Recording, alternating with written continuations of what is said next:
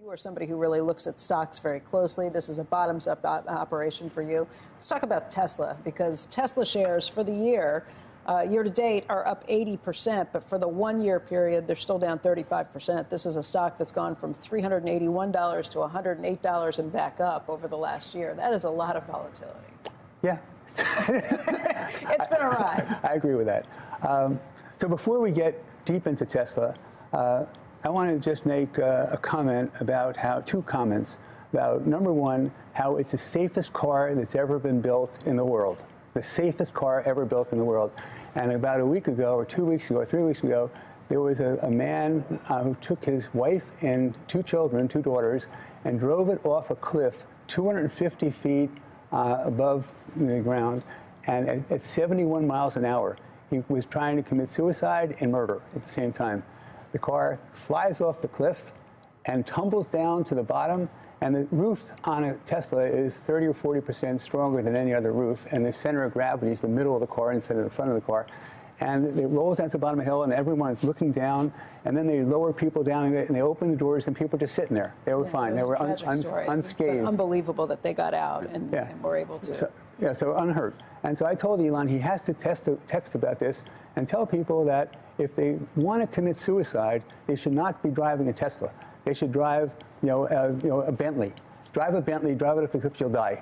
Don't do it in a Tesla. So number one, the safest car ever been built. And of course he tweeted about that. Number two, Toyota. So Michael Barron, my son, and I went to visit Toyota in Japan a couple months ago. And we were meeting with an executive, and we had a translator with us because we don't speak Japanese. That guy did speak English. And so we started asking him questions. And initially, it starts off, he's responding in answering my questions in English. And then all of a sudden, he switches to Japanese. And it happens every time there's a tougher question. He starts off with English and then goes to Japanese. And I finally say, listen, I can't have a conversation with you when you have a translator, and I'm listening to this translator. I got to talk to you in English. And so it's nothing. And then we walk out, and this whole strategy behind Toyota was they are negative about electric cars. Right. And what he wanted to do, he says, we want to have the lowest cost of mobility in the whole world. And so as a result of that, rich people, they can plug in their cars. If you're a lot of places, there's not electricity, so you can't plug it in. So we're not into that. That was what we took away. So we walk out, and I said, Michael, I don't understand any strategy that they have here. This reminds me sort of Sony in the 1970s. They're just stuck in their ways. But I don't know. We never heard the strategy. And he said, Dad, I've never been more bullish about Tesla.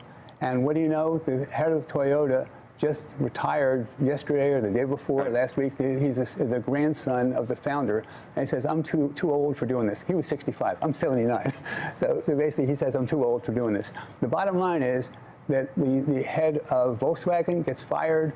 The head of Ford, Mark Field, gets fired because they had bad strategies, bad people. And Mark Field came to visit me a few years ago. You couldn't believe the negative things he's told me about Elon Musk. All wrong. And just, he had a bad strategy, not a great executive. Okay, I shouldn't say that. All right, good guy.